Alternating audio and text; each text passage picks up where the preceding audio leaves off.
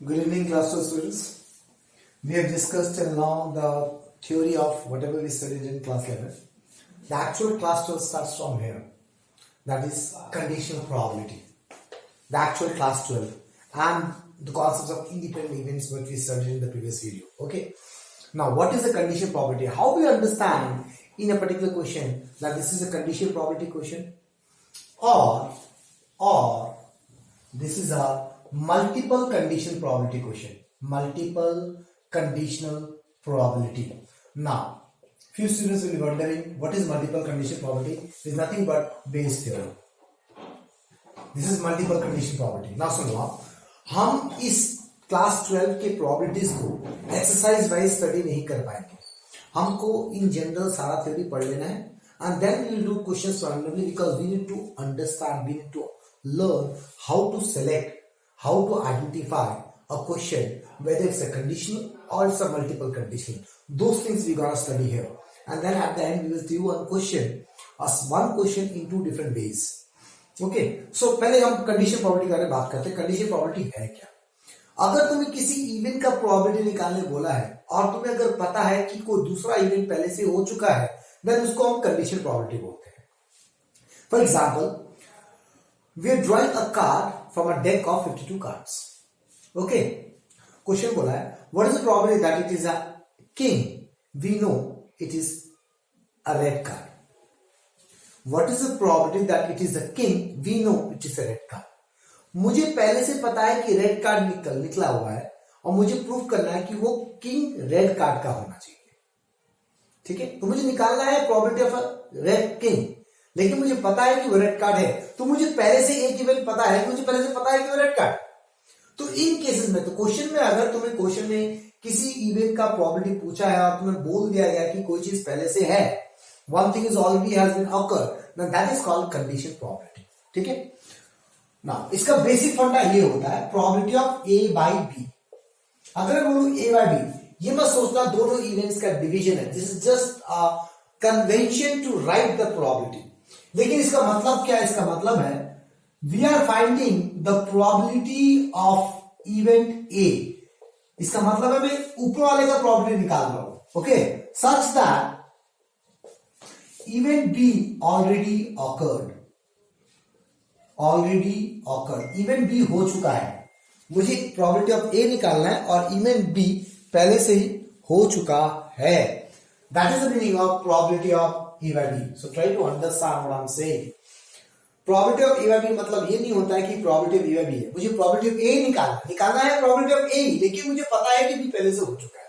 तो इसका direct formula होता है probability of A intersection B by probability of B. तो मुझे पता है एनी इवेंट का प्रोबेबिलिटी क्या फॉर्म, बेसिक फॉर्मूला क्या है? n of A intersection B of n of S by n of B by n of S. So these two will cancel out. So we got two formulas of probability of A by B is what? n of A intersection B by n of B, and दूसरा probability of A intersection B by probability of B. ये हुआ theory for conditional probability, and we understand what is a conditional probability. ठीक है.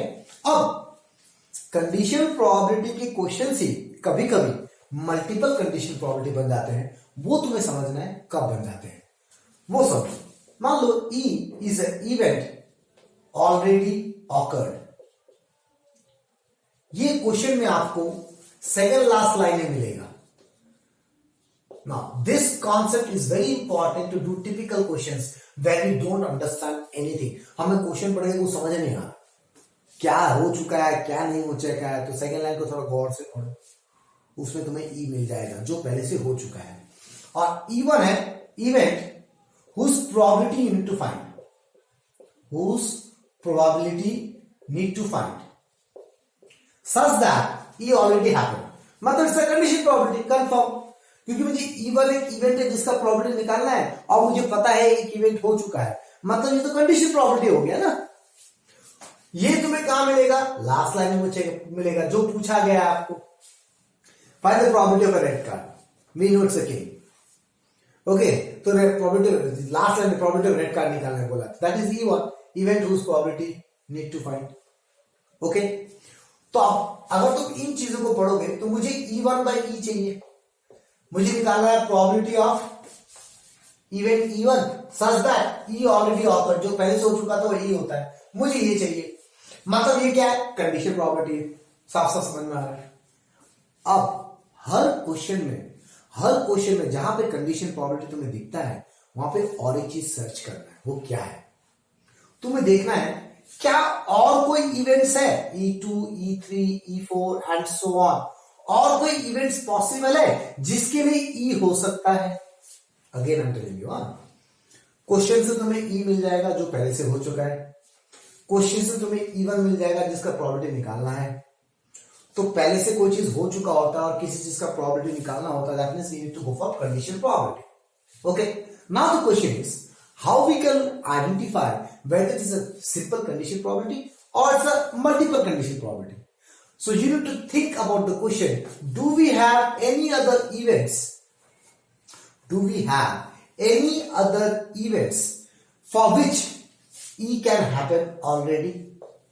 अगर ऐसा है, then we will define those events and then it becomes a multiple condition probability. Okay? और तब multiple condition probability का फॉर्मूला क्या होता है, सुनो।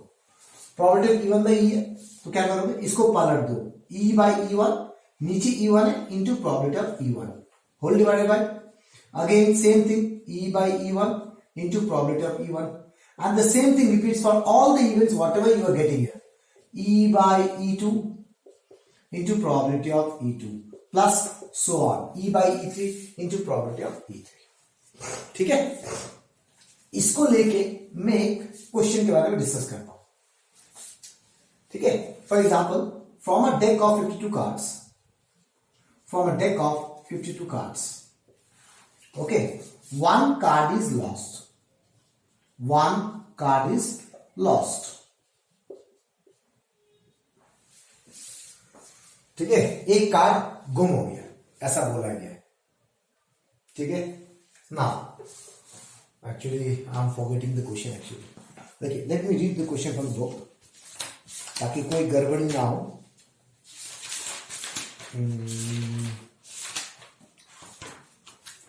अननेसेसरी टाइम वेस्ट हो रहा है।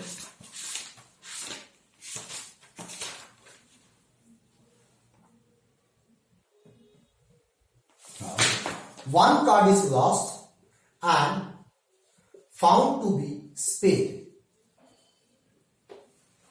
Okay, what is the probability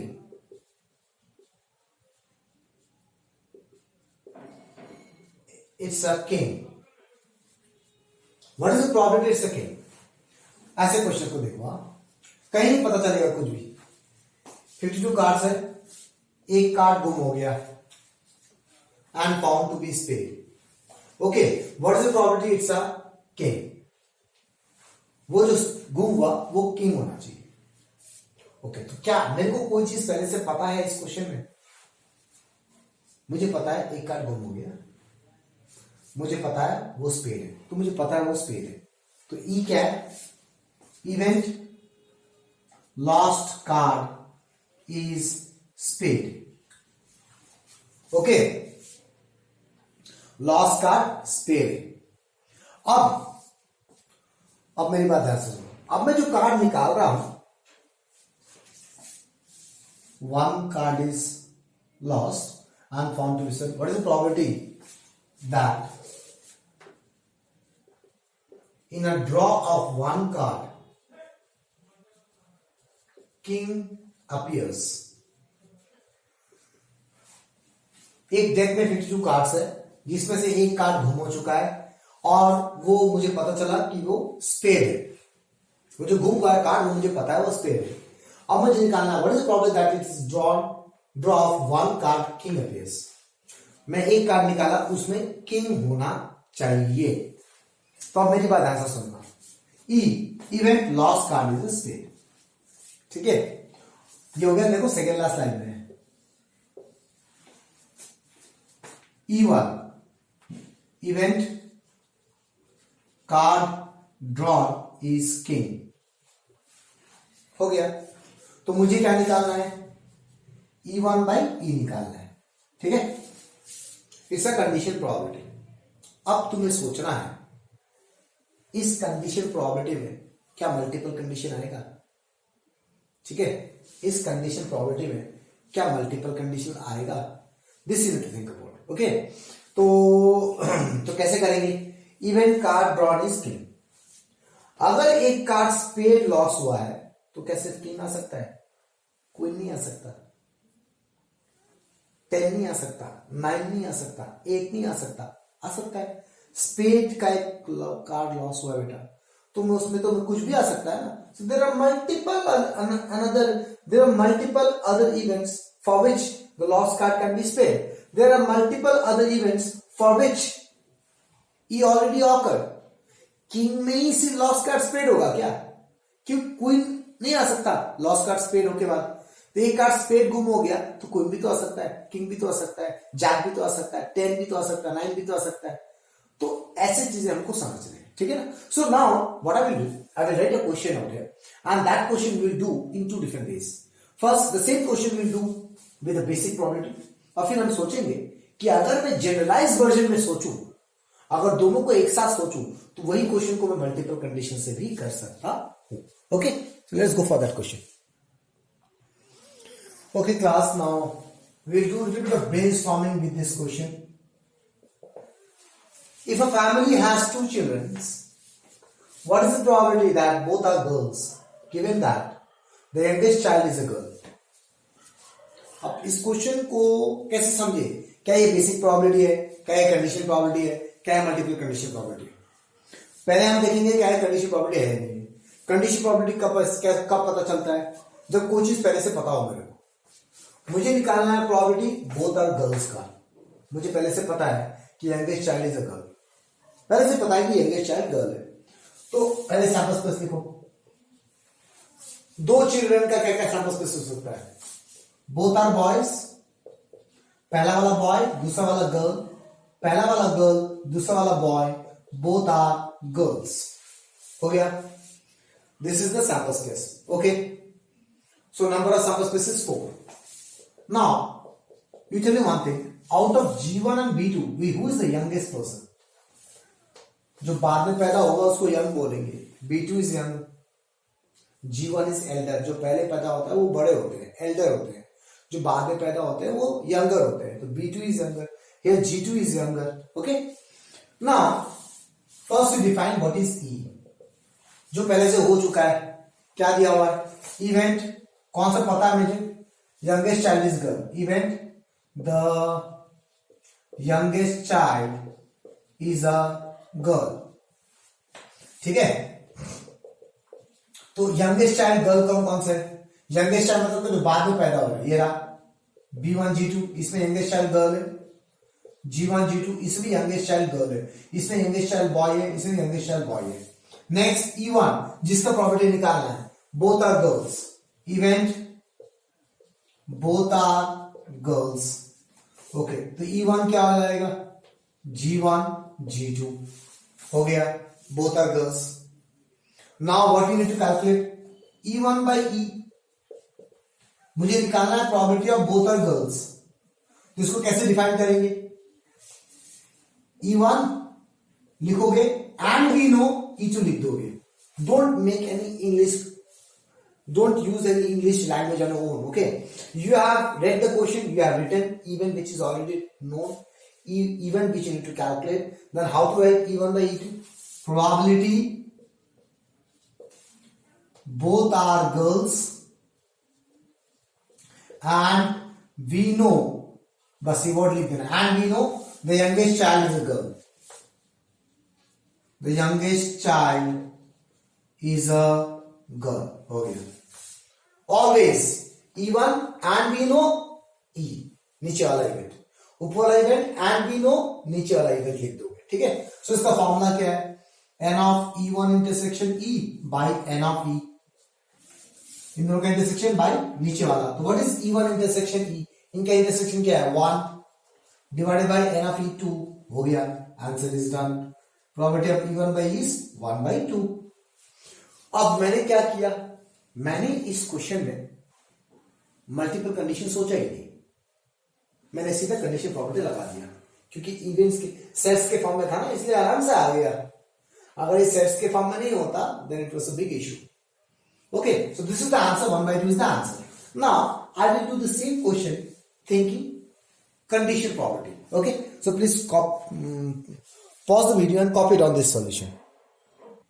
Okay class, now see, I have already written everything so that it don't take so much of time, though the video is short. See, हमने पहले क्या सोचा, पहले sample space लिखा, ई लिखा जो मुझे पहले से पता था, even the youngest child is a girl. थोड़ा ध्यान से सुनना. तो यंगेस्ट चाइल्ड गर्ल का, यहां पे यंगेस्ट चाइल्ड गर्ल है, यहां पे यंगेस्ट चाइल्ड गर्ल है, लिख दिया. उसके बाद इवन जो निकालना था, both are girls, even both are girls लिख दिया.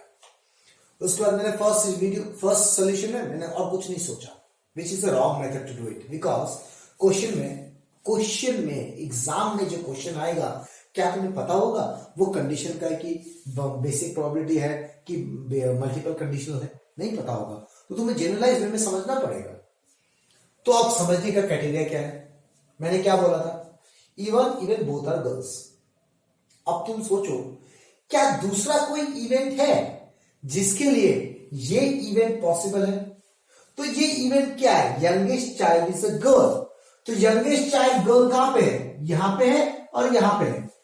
तो यंगेस्ट चाइल्ड गर्ल, जब दोनों गर्ल होगा तब भी पॉसिबल है. जब एल्डर बॉय होगा, एल्डर चिल्ड्रन बॉय होगा तब भी पॉसिबल है.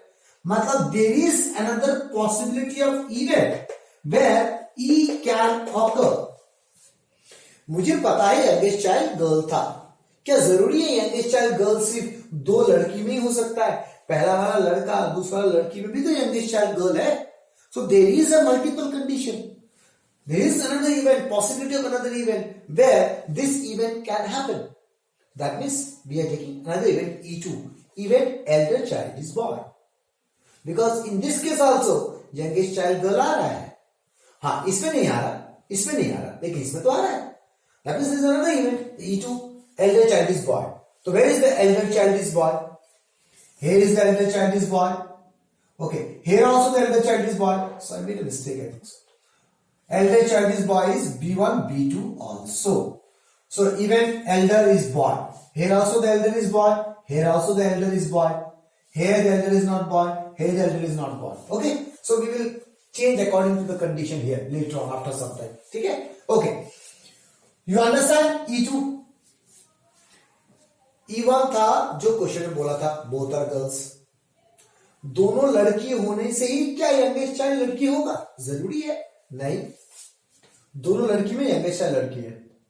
इसमें यंगेस्ट चाइल्ड लड़की नहीं है. इसमें तो यंगेस्ट चाइल्ड लड़की है ना लड़की. इसमें यंगेस्ट चाइल्ड. इसका मतलब क्या?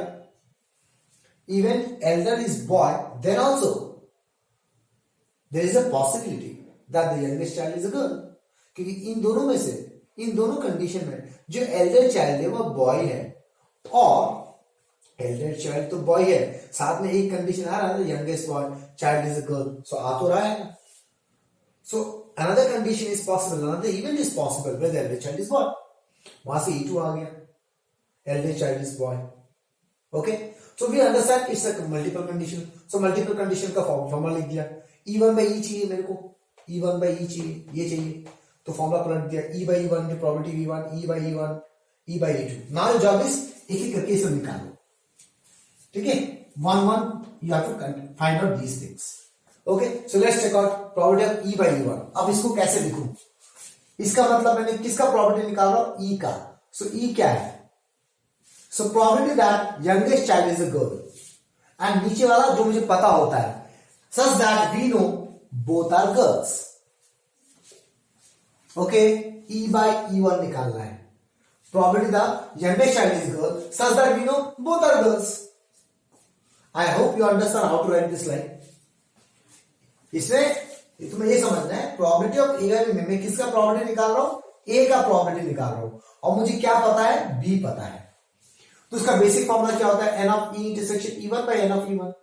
सो what is E intersection E1? इन दोनों में कॉमन क्या है? 1 is common, right? Plus 1 is common. ये रहा G1 G2 G1. तो 1 by what is N of E1? 1. How many possibilities are there? Only one outcome is there. So 1 by 1. Clear? What is probability of E1? Both are girls. कितने events है? एक ही है, 1 by total sample space is 4, 1 by 4. Clear? Now next is probability of E by E2 because I need probability of E by E2 also. ये मैंने calculate कर लिया, ये मैंने कैलकुलेट कर लिया, मैं ये कैलकुलेट करूंगा. इसको डिफाइन कैसे करेंगे? Probability of E, probability of youngest child is a girl and we know elder is a boy and we know elder child is a boy. लिख दिया. इसका मतलब क्या? N of E intersection E2 by N of E2. Okay, अब E intersection E2 करते हैं. E intersection E2, B1 G2 B1 G2 B1 G2 B1 G2 G1 G2, एक common है तो N of E intersection E2 is 1. Okay, अब N of E2 कितना है? 2, so it is 1 by 2. Okay, now let me solve the question. Okay, so what is probability of E2? E2, how many? 2 outcomes. 2 by total outcome is 4. 2 by 4, 1 by 2. अब सारा substitute करो. E by E1 is 1 into 1 by 4 divided by 1 into 1 by 4 plus E by E2 1 by 2. Probability of E2 1 by 2. So how much you got? 1 by 2, 1 by 4, 2 by 4, 1 by 2 is the answer. So see, the same question we can do in 2 different ways better. The only thing is that ये जो मैंने सोचा, ये मैंने शुरू में नहीं सोचा था और मैंने कर दिया क्वेश्चन. क्यों? क्योंकि क्वेश्चन में लिखा हुआ था what is the conditional probability, जो कि मैंने हटा दिया क्वेश्चन से. उसमें साफ साफ मेंशन किया हुआ था what is the conditional probability, मतलब कंडीशनल प्रोबेबिलिटी लिखा.